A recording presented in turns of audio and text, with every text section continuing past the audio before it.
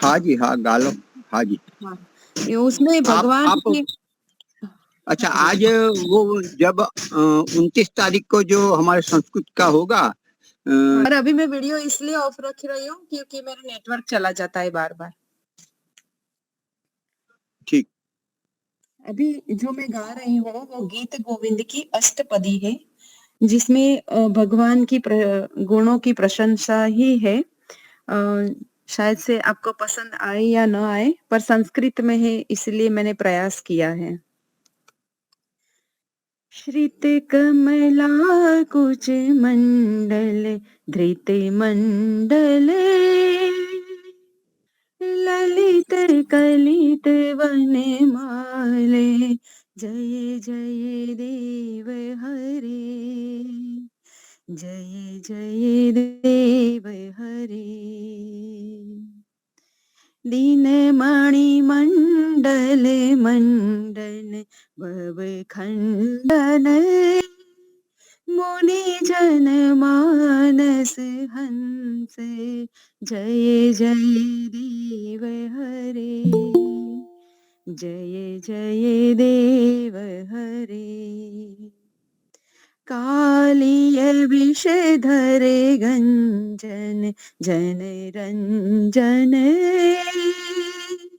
यदुकुलन लीन दीनेश जय जय देव हरे, जय जय देव हरे।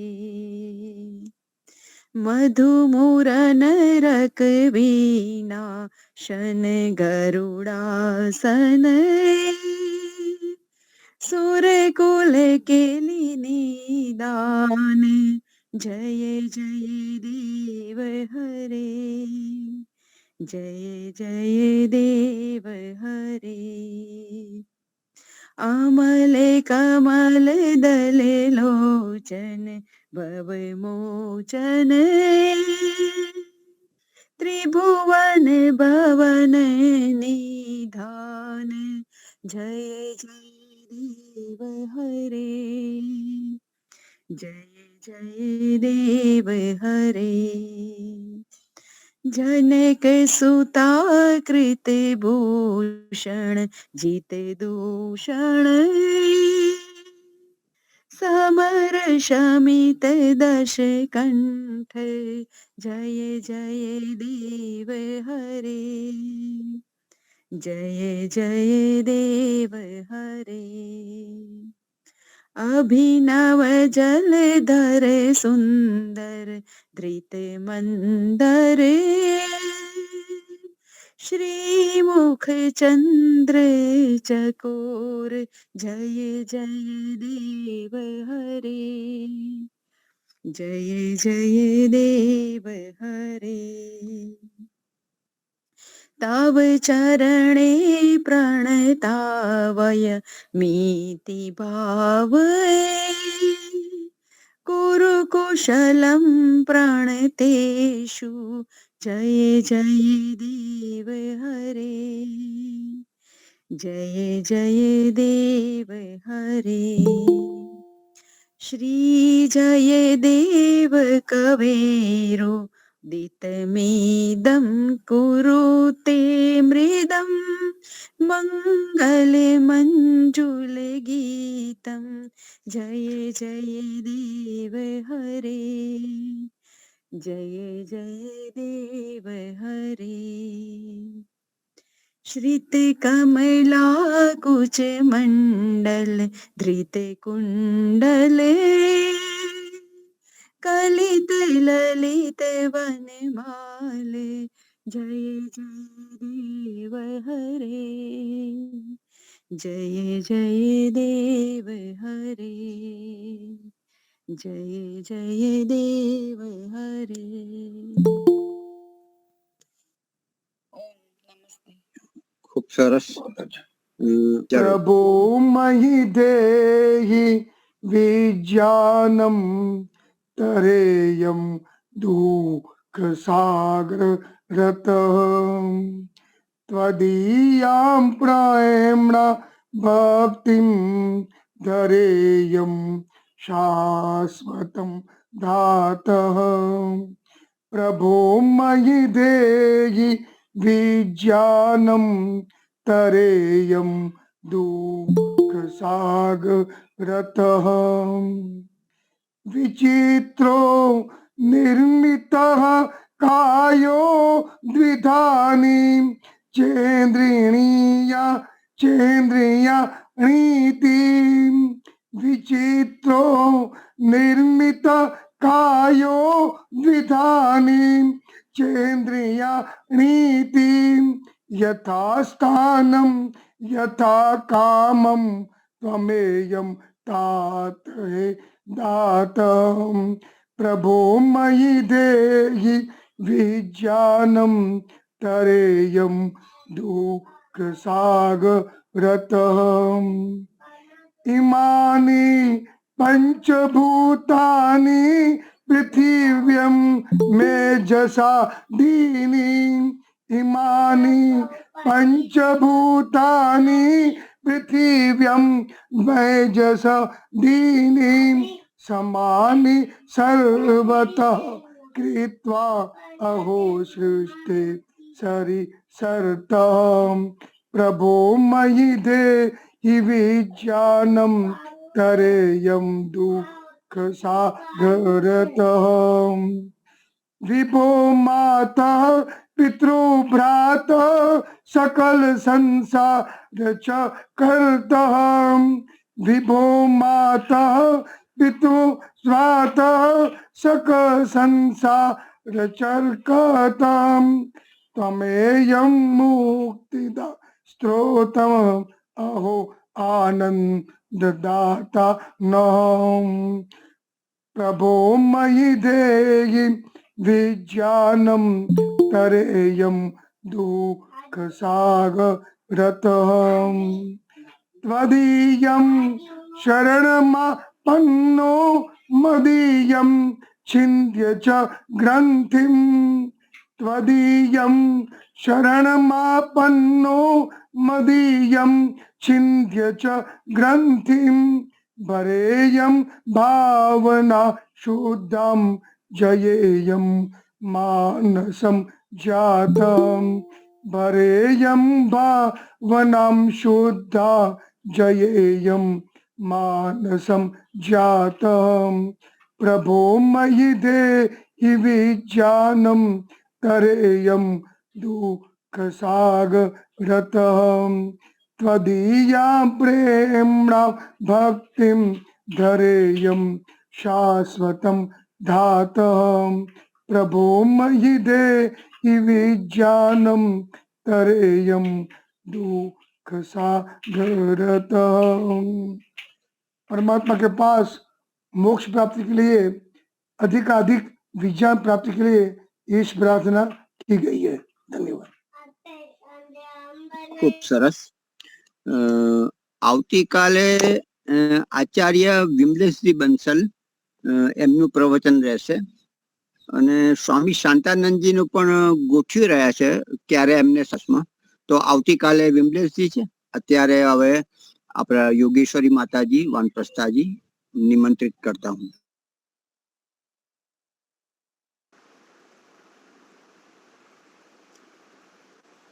वैदिक प्रज्ञा व्याख्यान मालायां संस्कृत कक्षायां भवतां सर्वेषां हार्दं स्वागतम्। प्रथमं वयं गायत्री मंत्रेण सह प्रार्थना ईश्वर प्रार्थना करिष्यामः। ॐ भूर्भुवः स्वः तत्सवितुर्वरेण्यं भर्गो देवस्य धीमहि धियो यो नः प्रचोदयात् धियो यो नः प्रचोदयात् धियो यो नः प्रचोदयात्। पुनः सर्वेभ्यो नमः। कल की कक्षा में हमने स्वर संधि में दीर्घ संधि सीखी थी। कौन बताएंगे उसकी परिभाषा क्या थी? दीर्घ संधि कौन सी होती है? उसका कुछ नियम किसी को याद है? याद किया है किसी ने नियम? बता सकते हैं कोई? दीर्घः। हाँ जी, कौन बोल रहे? अकः सवर्णे दीर्घः। अतः सवर्णे दीर्घः। क्या हुआ? इसका अर्थ क्या हुआ? अ के बाद सवर्ण होने से संधि दीर्घ हो जाएगी।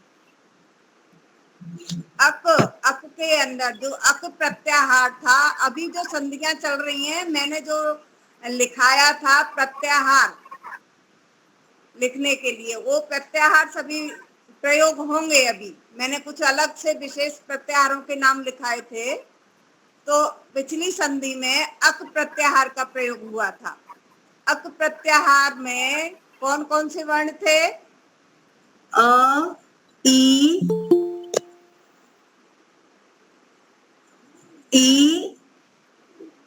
उ, रु और लृ। हाँ, इसको बोलते हैं रे लृ। रू लू नहीं, रे लृ। हाँ हाँ, तो अक के परे या बाद में देखिए, यहाँ पर जब हम संधि करते हैं तो पूर्व और पर, ये दो शब्दों का प्रयोग होता है। पूर्व यानी पहले और पर यानी बाद में।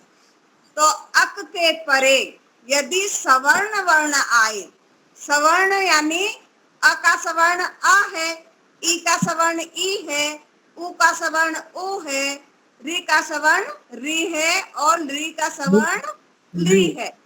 तो ये दोनों सामने आएंगे, पूर्व में भी अक और बाद में भी उसके सवर्ण वर्ण, तो उनको दोनों को मिलाकर दीर्घ हो जाएगा, दीर्घ वर्ण हो जाएगा। जैसे अ में दीर्घ क्या है? आ, है ना? ई का दीर्घ क्या है? ई, दीर्घ ई। उ का ऊ, री का री और लृ का दीर्घ नहीं होता है। ठीक है, तो कल की वाली संधि सभी को समझ आ गई है? कोई समस्या नहीं है ना कल की संधि में? ठीक है, तो आज हम एक नई संधि लेते हैं। मैंने पोस्ट भी डाली है ग्रुप पर, शायद सभी ने देखा होगा। वृद्धि संधि। जैसे दीर्घ एक संज्ञा सूत्र है। संज्ञा का मतलब होता है नाम, संज्ञा का मतलब होता है नाम। ठीक है, तो जो दीर्घ था आ, ई, उ, री, ली, ये दीर्घ के नाम थे। दीर्घ दीर्घ बोलेंगे तो ये माने जाएंगे आ, ई, उ, री। ठीक है, ये चार वर्ण माने जाएंगे दीर्घ। ये इनका दीर्घ नाम था, दीर्घ संज्ञा। अब दूसरा, अब यहाँ पर जो वृद्धि संधि है, यहाँ पर देखिए सूत्र है, मैं सामने दिखाती हूँ आपको।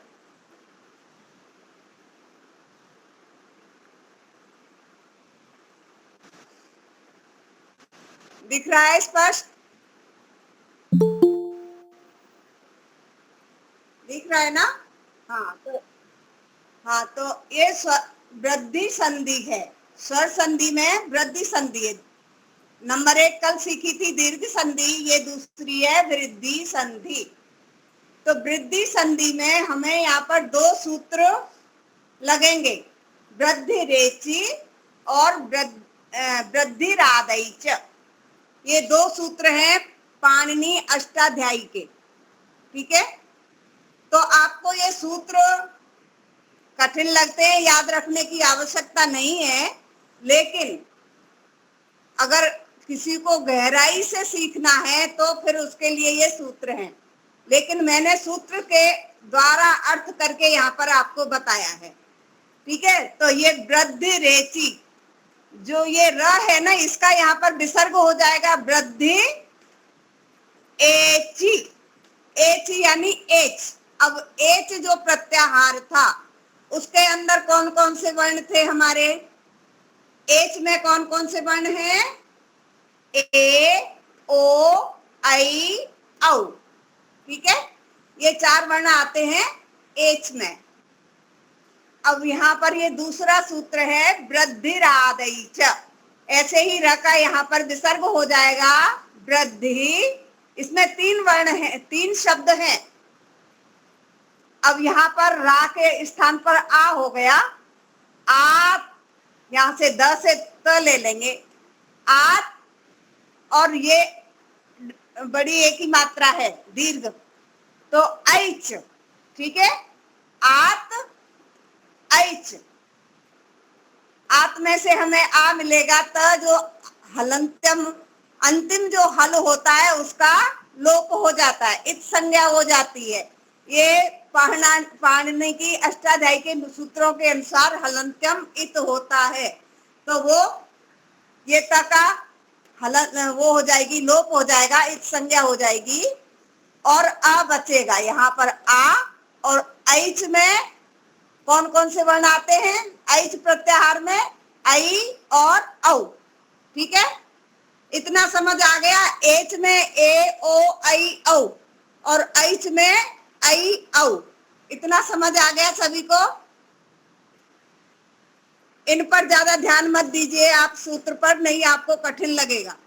ठीक है, जो समझ सकते हैं वो समझें और जो आसानी से नहीं समझ सकते हैं उनको इतना ही ध्यान रखना है, एच में ए, ओ, आई, औ, ऐच में आई, औ। ठीक है,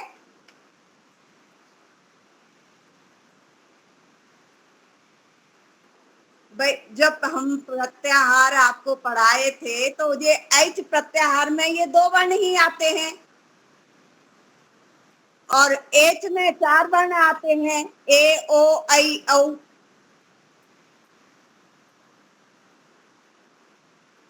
हाँ, ये दोनों में आएंगे, आई और औ दोनों में आएंगे। ठीक है, तो अब यहाँ पर इसका नियम देखिए, अवर्ण से परे यदि पहले अवर्ण हो, ठीक है, पहले शब्द में जो अंतिम वर्ण हो वो अ हो या आ हो। ठीक है, और परे, परे यानी बाद में एच हो। अब एच में से इनमें से कोई भी हो, ए हो, ओ हो, आई हो, औ हो, इन चारों में से कोई एक हो। ठीक है, ठीक है, एच हो तो पूर्व और पर के स्थान पर ऐच हो जाता है। ऐच, ऐच जो ये है, ऐच में ए, औ इनकी वृद्धि संज्ञा है। ठीक है, वृद्धि संज्ञा है, इनका नाम क्या है? आई और औ का नाम वृद्धि है, इतना याद रखिए। आई और औ का नाम वृद्धि है। आ, आई, औ ये तीनों की वृद्धि संज्ञा होती है। पाणिनि का जो उपदेश के 5 शास्त्र हैं उनको उपदेश कहते हैं। ठीक है, पाणिनि के जो 5 शास्त्र हैं उनको उपदेश कहते हैं। तो उपदेश के अंदर आ, आई, औ की वृद्धि संज्ञा होती है, यानी इनका नाम क्या होता है? वृद्धि। इनका नाम क्या है? वृद्धि। ठीक है, समझ आ रहा है? तो इन तीनों का नाम वृद्धि है। अब अवर्ण के बाद में यदि इनमें से कोई आता है, ए, ओ, आई, औ, तो इनके स्थान पर इन वृद्धि में से होगा आई और औ, ये 2 होंगे। अगर अवर्ण के सामने ए या आई आएगा तो आई हो जाएगा, ओ या औ आएगा तो औ हो जाएगा। ठीक है, मैं अभी उदाहरण देके आपको समझाऊंगी। ठीक है, नीचे मैंने लिखा है अ या आ जमा ए या आई बराबर आई। अ या आ जमा ओ या औ बराबर औ। तो ये नियम तो समझ में आ गया आपको, मैं उदाहरण दे के बताऊंगी अभी, ठीक है? इतना समझ आया है सभी को? आज प्रहलाद भाई ठाकर है कि नहीं? हाँ हूँ ना बहन, हूँ।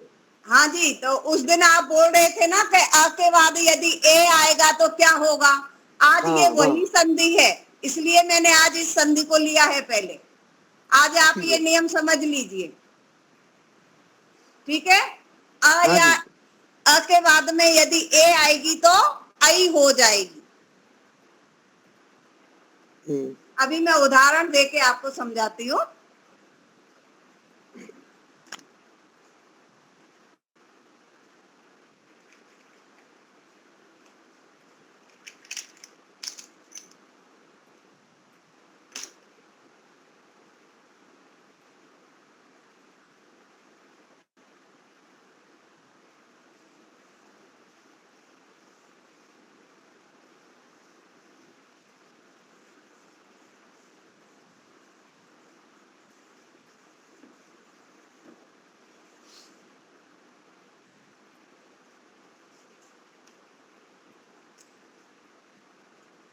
उदाहरण देखेंगे।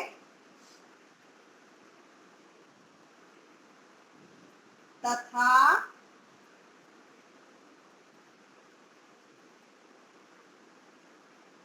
एव, ठीक है?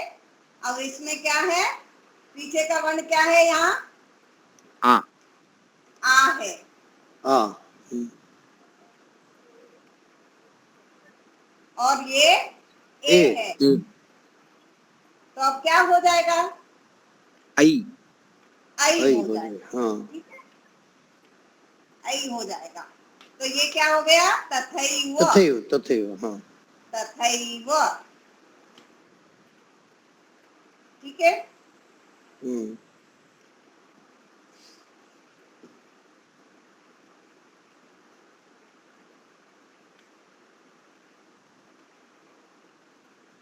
तथैव हो गया। इसी प्रकार से और भी शब्द बन जाएंगे।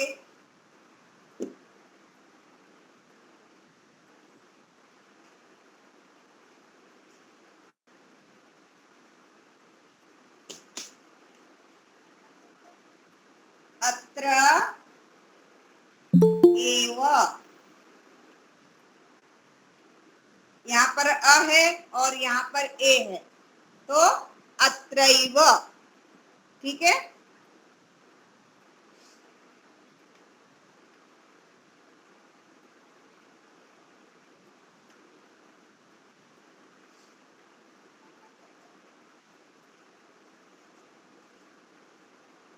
अब ओ का देखते हैं।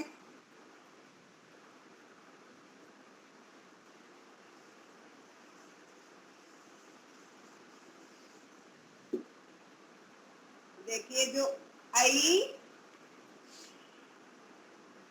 और औ का क्या है नाम? औ, आई और औ का नाम क्या है?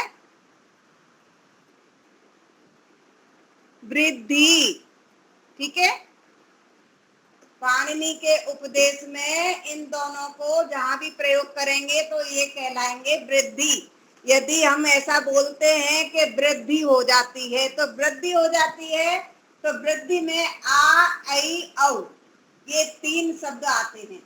आ भी आता है,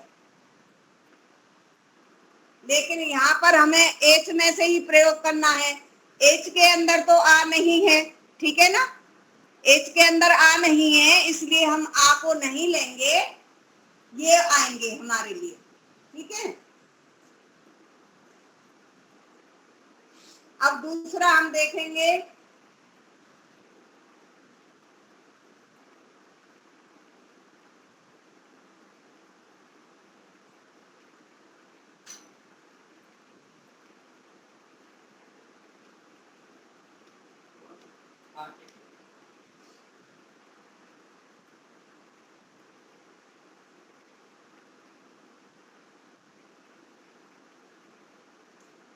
ठीक है।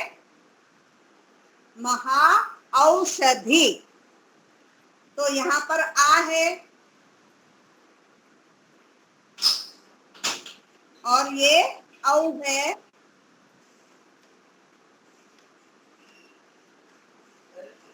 क्या हो जाएगा यहाँ?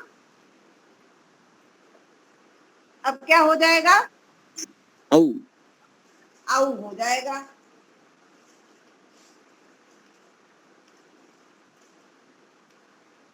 तो ये क्या बन गया?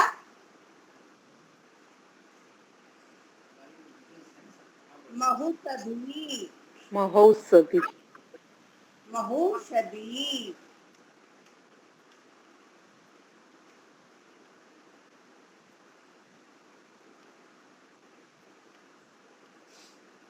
ठीक है।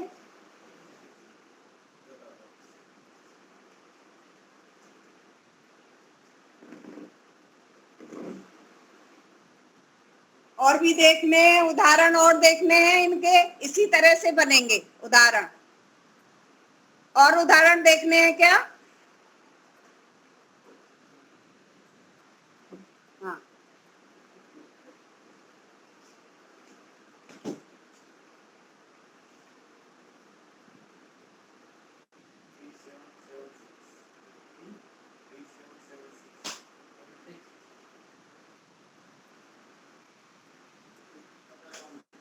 क्या? नहीं, औषध में तो वो, औषध में तो औ ही आता है, औषध नहीं आता। औषध, ये दो अलग अलग शब्द हैं, महा और औषधि।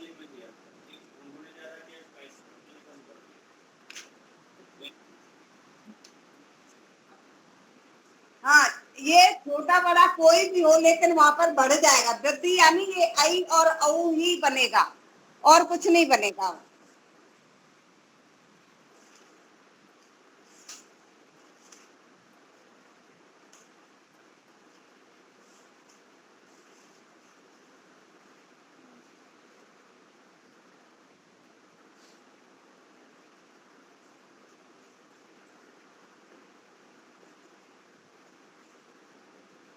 और बनाते हैं,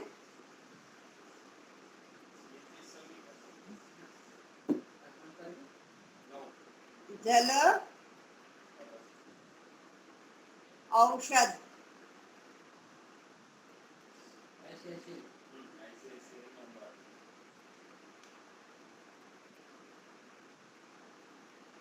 ऐसे यहाँ पर अ और औ मिला के भी जल औषध हो जाएगा।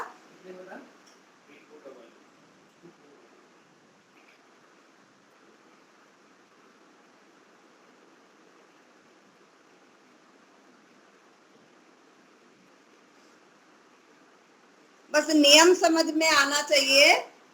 इनके जो और उदाहरण है मैं आपको पोस्ट करके बहुत सारे भेज दूंगी, ठीक है।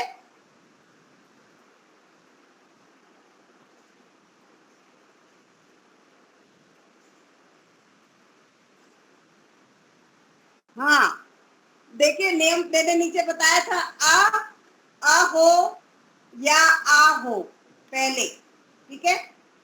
पहले अ या आ में से कोई भी एक हो, और बाद में ए हो या आई हो। हाँ, तो हो जाएगा आई। ऐसे ही अ या आ हो,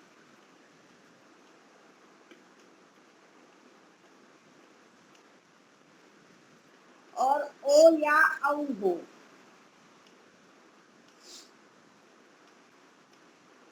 तो औ हो जाएगा, ठीक है। नियम यही रहेगा, चाहे ये बड़े आ जाए या छोटी ए हो या बड़ी ए हो, छोटा आ हो या बड़ा आ हो, ह्रस्व दीर्घ में से कोई भी हो, ठीक है। तो ये नियम समझ में आया सभी को? नियम समझ में आ गया है सभी को? अगर समझ में नहीं आया तो बोलिए, अभी एक बार फिर से समझाऊं, ठीक है। और एक संधि ले लें, एक संधि और ले लेते हैं आज, ठीक है। अभी संधि का चल रहा है तो आप थोड़ा सा प्रत्याहार को देखकर आइएगा।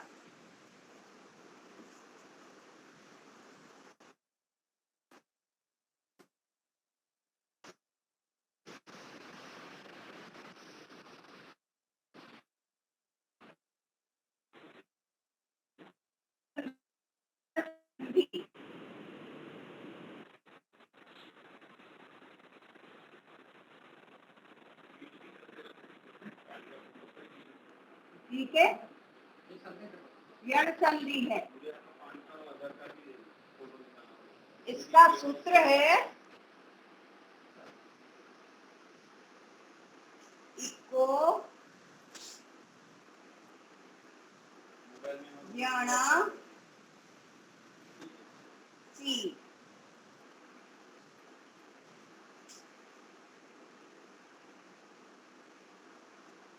यह यण संधि का प्रारंभिक ये है सूत्र, यह इको यह यण प्रा- सी। ये किसमें है? प्रारंभिक रचना अनुकौमुदी में है?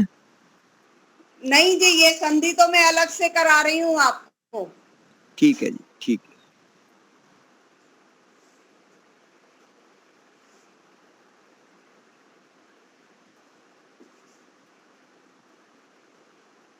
अब यहाँ पर देखिए, इक और यण, ये दो प्रत्याहार आएंगे यहाँ पर, ठीक है। अब इक में कौन कौन से आते हैं बोलिए? इक के अंदर कौन कौन से वर्ण आएंगे?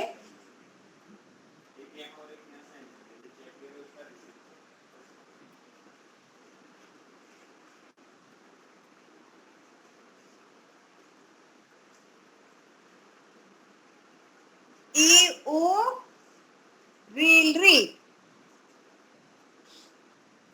ई उ री और री, ये चार वर्ण आएंगे इक में। और यण, यण में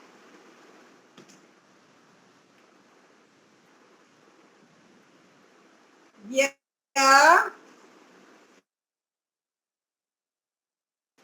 व, र, ल, ठीक है। इक प्रत्याहार के अंदर ई उ रील री आएंगे और यण में य व र ल, ठीक है।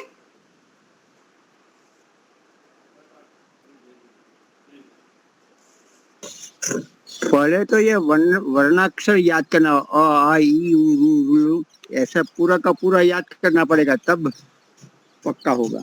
अगर देखिए याद नहीं करने हैं तो कोई बात नहीं, ये सीधा साधा नियम लिख लीजिए आप। यदि ई आती है अवर्ण के बाद में, यदि ई आती है, ई के बाद में यदि कोई अच आता है, ये अच्छी है ना यहाँ, अच अच, इक के बाद में यदि कोई अच आता है तो यण हो जाता है, ये इसका अर्थ बनता है।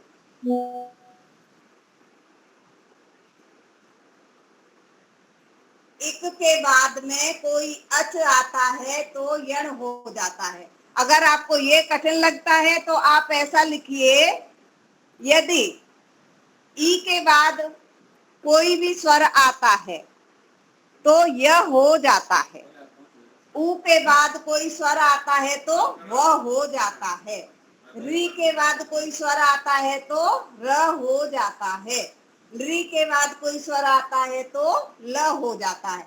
या ऐसा याद करिए, ई को या, ऊ को व, री को र, री को ल। सादा सिंपल में ऐसे याद कर सकते हैं आप, ठीक है। अब जैसे हम उदाहरण देखेंगे,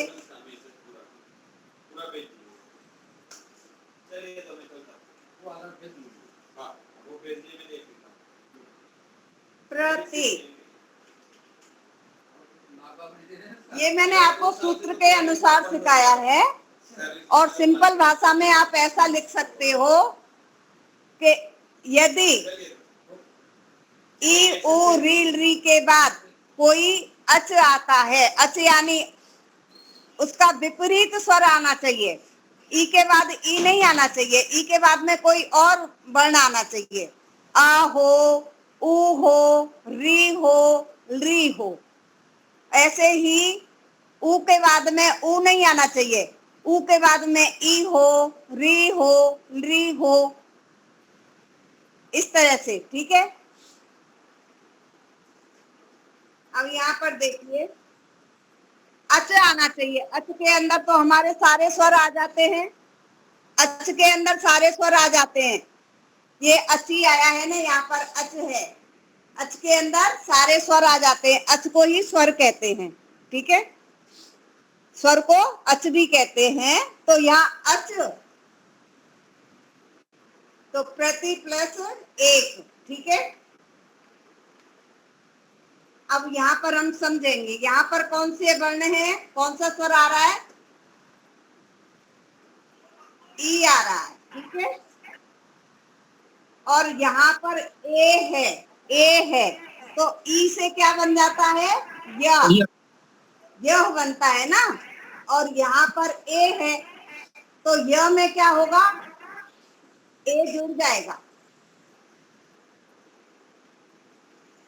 ठीक है, तो इसका क्या बन जाएगा, ये बन गया, ए की मात्रा जुड़ गई। अगर यहाँ पर अ होता तो यह बन जाता। ठीक है, यदि यहाँ पर आ होता तो या बन जाता, अगर यहाँ पर ओ होता तो यो बन जाता। ये तो मात्रा है, मात्रा बदल जाएंगी, बाकी यहाँ पर यह बनता है, ई और अ मिलके य।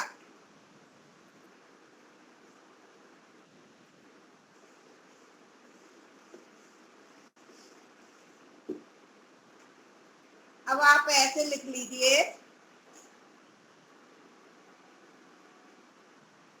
ई को य,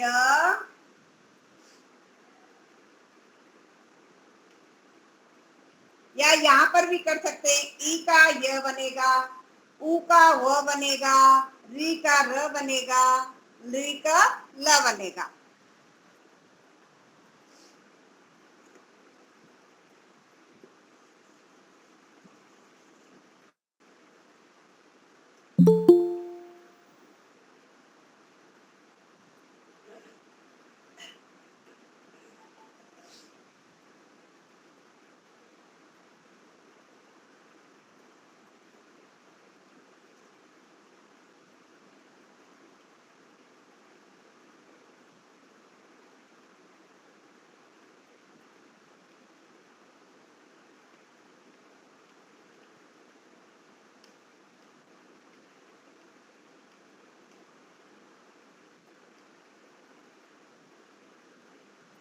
प्रत्येक, ई और ए मिलकर ये बन गया। ठीक है, बना यह बना है, लेकिन ये ए है, इसलिए उसमें मात्रा आ गई ए की। ठीक है, ये कैसे बना है, प्रति प्लस एक से कैसे प्रत्येक बना, समझ आया, समझ आया कि नहीं आया?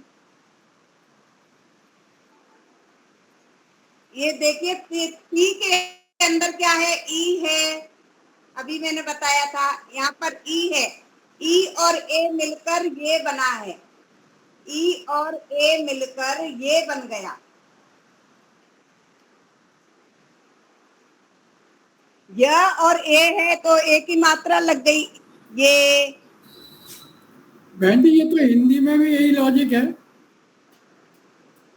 हिंदी में भी यही लॉजिक है ऐसा। क्या बोल रहे हैं? मैं ये कह रहा हूँ हिंदी में भी यही लॉजिक है। मेरे को इस पर सुनाई नहीं दिया, क्या बोल रहे हैं आप?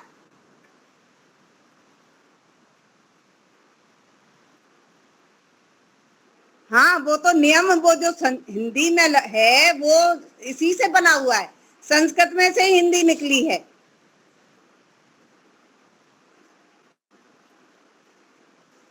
अब दूसरा देखेंगे नियम ऊ का।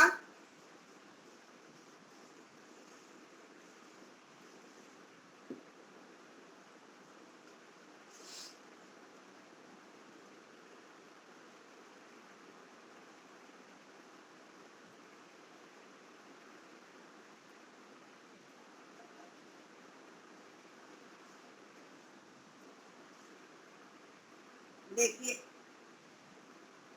इति, अब यहाँ पर आ है, देखिए इति आह, तो ये हो गया इत्याह।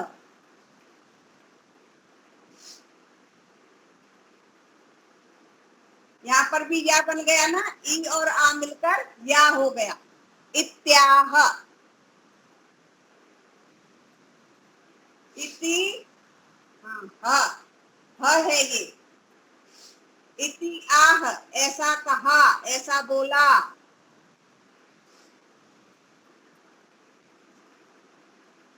मधु, अब यहाँ पर ऊ आया, अरे,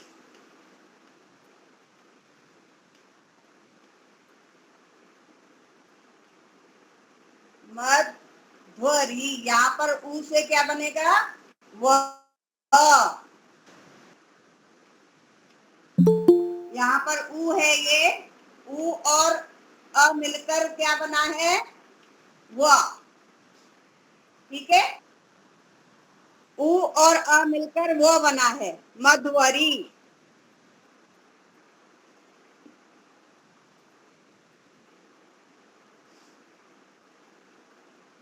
ज्यादा उदाहरण में आपको बहुत सारे भेज दूंगी उस पर लिखकर, अभी यहाँ पर बोर्ड पे इतने सब लिखा नहीं जाता है।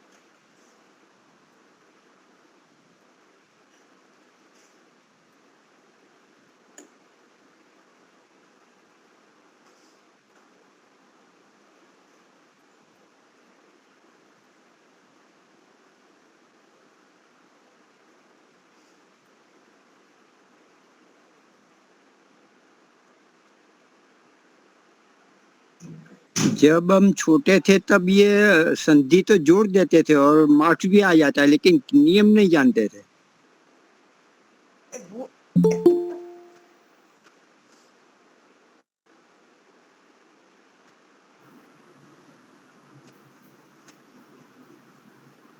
मुनि जी, बिना नियम जाने भाषा का बोलना ज्यादा आसान होता है। बचपन से जब हम बोलते हैं तो बिना नियम के बोलते हैं और ठीक बोलते हैं। और हाँ, जब पहले नियम- भाषा होती है, बाद में व्याकरण चलता है, तो सीखना ग्रामर पड़ता है। सिखाई जाती है। नियम तो एक्चुअल उसको सही आकार देने के लिए होता है। आज्ञा, अब यहाँ पर री आ जाएगी, री और आ, इससे र से री से क्या बनेगा, र। ई से य, ऊ से व, री से र, री से ल। आप ऐसे याद रखिए, यण संधि में ई से य, ऊ से व, री से र, री से ल। ठीक है, ऐसे याद रखेंगे तो आपको नियम याद रहेगा। ये अगर आपको सूत्र के अनुसार नियम याद नहीं होता, सूत्र के अनुसार याद करने की जरूरत नहीं है, लेकिन मैं आपको पूरा गहराई से बता रही हूँ। ठीक है, जो पाणिनि की अष्टाध्यायी में जो सूत्र अष्टाध्यायी है, उसके अंदर जो सूत्र हैं उनके अनुसार मैं आपको बता रही हूँ। और आसानी की, जो आसानी से आप लिखना चाहते हैं इसकी परिभाषा, तो इसी तरह से लिख लीजिए। यदि ई के बाद में अ, आ, ई, उ कोई भी स्वर आए, विपरीत स्वर आए, ई के बाद में अगर कोई विपरीत स्वर आए, ऐसा लिखना पड़ेगा। ई के बाद में ई नहीं लिखना है, ई के बाद में ई आएगी तो वो दीर्घ संधि हो जाएगी। ठीक है, ई के बाद में यदि कोई विपरीत स्वर आता है तो ई के स्थान पर यह हो जाता है, ऐसा लिख लीजिए। ऐसे ही ऊ के बाद में यदि कोई विपरीत स्वर आता है तो ऊ के स्थान में वह हो जाता है।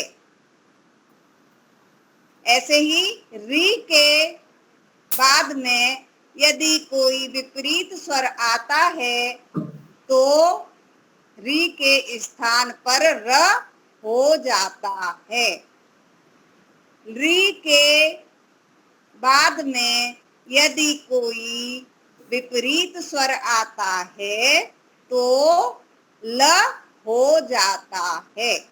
ये एकदम आसान परिभाषा है।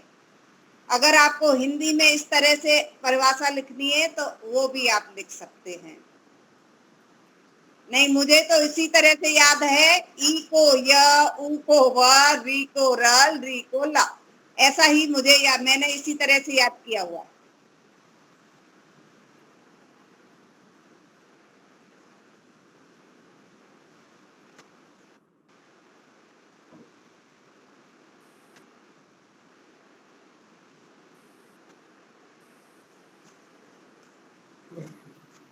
ठीक है, तो ये समझ में आई कि नहीं आपको यण संधि? यण ये तो आ संधि गई, समझ में आई? ये तो आ गई बहन जी। हाँ, लेकिन ऊपर में जो ई को यण ची जो हमने लिखा है, ई को यणची सूत्र है, आपको ठीक। इसे याद करने की आवश्यकता नहीं है। ठीक है, ओके ओके ओके। इसे आपको याद, अगर आप गहराई से सीखना चाहते हैं तो अब तो ये कहाँ से आया, अगर आपको कोई ऐसा पूछता है कि ये ऐसा क्यों हुआ, एक तो ऐसा होता है कि हम सिर्फ नियम को जान लेते हैं, ठीक है, और ये कहाँ से आया ये भी हम हाँ, तो अगर आप ऐसा कोई पूछता है कि कहाँ से आया, फिर हमको ये सूत्र बताना पड़ेगा कि ये अष्टाध्यायी का सूत्र है, ई को यणची। समझ गया समझ गया। उस सूत्र के अनुसार अच के परे रहते इक के स्थान पर यण हो जाता है। अब इक क्या है, यण क्या है, ये दोनों प्रत्याहार हैं जो मैं पहले ही आपको सिखा चुकी हूँ। इक और यण प्रत्याहार यानी एकदम सूक्ष्म, सूक्ष्म नहीं है, क्या बोलेंगे इनको, संक्षेप में, संक्षेप। अब हमने बोला इक, तो इक के अंदर ई उ री री 4 वर्ण आ गए, लेकिन इक बोलने में सिर्फ हमने 2 वर्ण का ही प्रयोग किया है, तो उन 4 वर्णों को हमें 2 वर्ण में बता देना, ये है संक्षेप। ठीक, समझ गया। इसलिए इसको कहते हैं प्रत्याहार। अभी आप सभी ये संधियां चल रही हैं, थोड़ा प्रत्याहार को आप देखकर आइए, ठीक है, क्योंकि अब इनमें सब में प्रत्याहारों का प्रयोग होगा। अगर गहराई से समझना है कि ये कैसे हुआ, अब मैंने बोल दिया ई के स्थान पर या, उ के स्थान पर व, री के स्थान पर र, री के स्थान पर ल हो जाता है, एक सीधा साधा नियम है। लेकिन अगर आप ऐसा पूछते हैं ऐसा क्यों हो जाता है, तब हमें ये बताना पड़ेगा कि ये अष्टाध्यायी का सूत्र है, ई को यणची। वाह, ठीक है, समझ गया।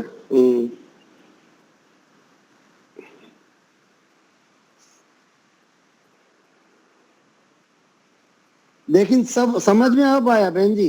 अब समझ में आया ना, वो प्रत्याहार का मतलब अब समझ में आया आप, ठीक। अरे हमारे हाँ, सक्सेना साहब ने पढ़ाया तब भी नहीं समझ आया था, अब समझ में आया। ठीक है ना, तो अब जब उसका प्रयोग करते हैं, कोई भी वस्तु का प्रयोग करते हैं, तब समझ में आती है।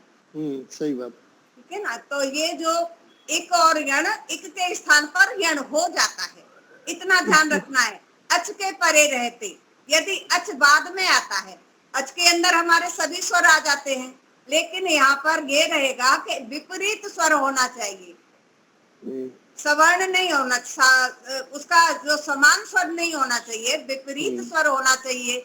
यदि सवर्ण होगा तो फिर क्या हो जाएगा, दीर्घ संधि। ठीक है, अच्छा। सवर्ण होगा तो दीर्घ संधि हो जाएगी, हाँ, समझ और गया। विपरीत स्वर होगा तब यहाँ पर ये नियम लगेगा। ठीक ठीक। इक के स्थान पर यण हो जाता है, बस इतना सा याद रखिए। और इक और यण के वर्ण याद कर लीजिए, चार चार तो वर्ण हैं उनमें, वो क्रम से आएंगे। ई के स्थान पर य, उ के स्थान पर व, री के स्थान पर र, री के स्थान पर ला। ठीक है, अभी समझ आएगा सभी को यण संधि का। आज हमने यण और वृद्धि दो संधि सीखी है। इसमें से किसी को कुछ पूछना है तो आप पूछ सकते हैं, अभी 5 मिनट है हमारे पास।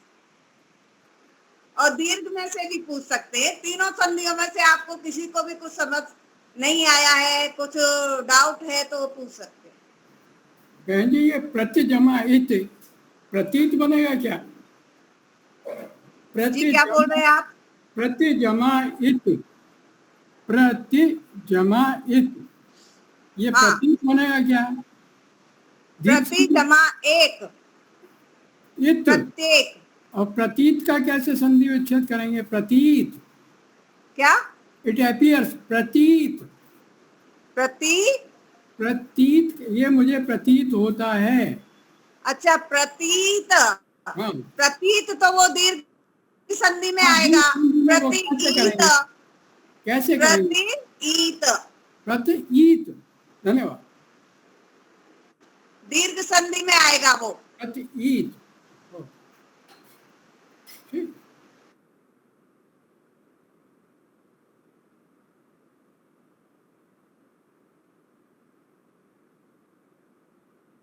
आलय, विद्यालय, हिम प्लस आलय, हिमालय। उसी की जाति का होना चाहिए। जी, वहाँ सवर्ण आते हैं, ठीक। सवर्ण आता है दोबारा। धन्यवाद। ठीक है,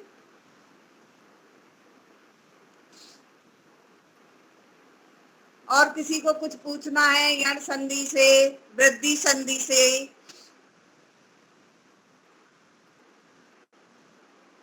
इन तीनों संधियों के मैं भेजूंगी, पोस्ट में भेजूंगी, सिर्फ लिख के भेजूंगी। बनाना आपको है और उसका नाम देना है ये कौन सी संधि है। ठीक है, आपका थोड़ा सा टेस्ट रहेगा, क्योंकि आपके पास कोई होमवर्क नहीं होता है तो आप मेहनत भी नहीं कर रहे हैं। तो उसमें थोड़ी सी संधियां मैं भेजूंगी आपको, उसमें संधि का नाम लिखना है और संधि करनी है। ठीक है या नहीं? ठीक है, ठीक है। करना है या नहीं करना है? मुझे कोई लाभ नहीं होगा, आप लोगों को लाभ होगा करेंगे तो। ठीक है जी।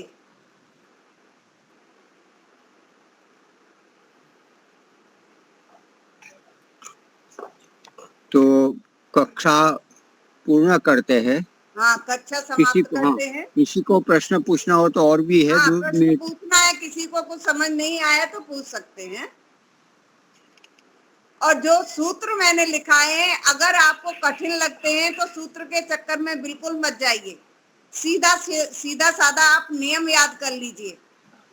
ठीक है, वृद्धि संधि में भी आपको अ के स्थान, अ के बाद में यदि ए आता है तो आई हो जाता है, और अ के बाद ओ आता है तो औ हो जाता है। इतना ध्यान रखिए बस। ठीक है, सीधा साधा नियम याद रखिए आप लोग। मतलब एक बात पूछूं, हाँ जी, मेरे नाम की संधि क्या होगी?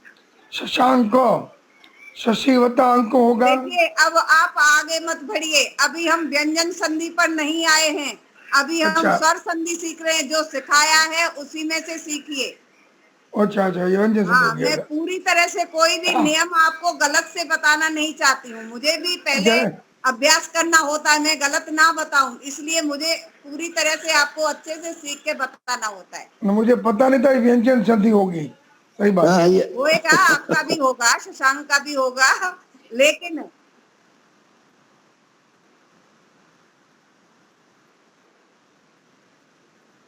हाँ, अभी तक हाँ। आप स्वर संधि सीख रहे हैं। स्वर संधि के बाद आपको व्यंजन संधि का नंबर आएगा, ठीक है? तब हम बताएंगे शशांक की क्या होगा विच्छेद। आचार्य जी, ये स्वर संधि में आता है दीर्घ संधि, वृद्धि संधि, यण हाँ, संधि, ये ये सभी अभी तीनों। स्वर संधि चल रही है। स्वर संधि में इसमें आप देख रहे हैं ना, सभी स्वरों का ही जोड़ हो रहा है। कोई इसमें बीच में व्यंजन का जोड़ नहीं है, सभी स्वरों का जोड़ आ रहा है। स्वर के साथ स्वर जुड़ता है तो स्वर संधि है, व्यंजन आएंगे तब व्यंजन संधि का आएगा।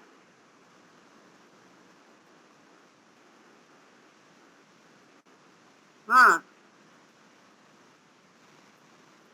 हाँ, तो मैंने ऊपर लिखा हुआ तो है, आप ऊपर देखे, स्वर संधि यण संधि। हाँ बिल्कुल, प्रश्न तो करना ही चाहिए, प्रश्न नहीं करेंगे तो कुछ क्लियर नहीं होगा। मन में कोई भी डाउट है तो पूछना चाहिए। बहन जी, ये जो ग्रामर है ना वो बहुत हार्ड है। बचपन में हमने सीखा होगा शायद, ये अभी तो याद भी नहीं है। लेकिन ये दीपालिका बहन जो बोल रही है ना वो सही है कि अभी हम एक दूसरे से वो वार्तालाप करेंगे या तो तभी हमको क्लियर होगा, ये ऐसे नहीं क्लियर होगा जी, और अभी आप अभ्यास करेंगे, मैं भेजूंगी पोस्ट, आप अभ्यास करेंगे फिर और क्लियर हो जाएगा आपको, ठीक है ना? लेकिन वो भी आपको सही है। थोड़ी मेहनत तो करनी पड़ेगी। अगर सीखना वो है तो तो मेहनत तो करनी होगी। वो बिना तो है, वो पुरुषार्थ तो है। के कुछ प्राप्त नहीं होता है। सही बात है। चलो, बहुत बहुत धन्यवाद। अभी पूर्णाहुति करते हैं। ओम द्यौ शांतिरंतरिक्षं शांति पृथिवी शांतिरापः शांतिरौषधयः शांति वनस्पतयः शांतिर्विश्वे देवा शांतिर्ब्रह्म शांति सर्वं शांति शांतिरेव शांति सामा शांतिरेधि।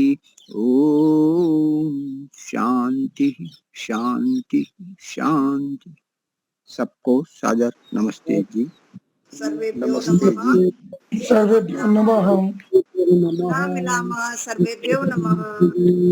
एक बार जरा वर्णाक्षर पूरे का पूरा वो जरा लिख देना तो अच अट वो सब मालूम हो जाए। हाँ, तुरंत। पहले मैंने शायद लिखे थे तो मैं हाँ, रिपीट कर दूंगी, वो हाँ, प्रत्याहार वाला रिपीट कर दूंगी। हाँ, स्वर ये है, ये व्यंजन है तो तुरंत नजर में आ जाए अलग। हाँ, ठीक है। जो प्रत्याहार पहले कराए थे उसको कराए वही पोस्ट को वापस रिपीट कर देंगे। हाँ हाँ ठीक है, हाँ, तो फिर होगा वो बिल्कुल ध्यान जी में आ जाएगा। जी जी। ठीक है, ठीक है, धन्यवाद। चलिए ओ। नमस्ते।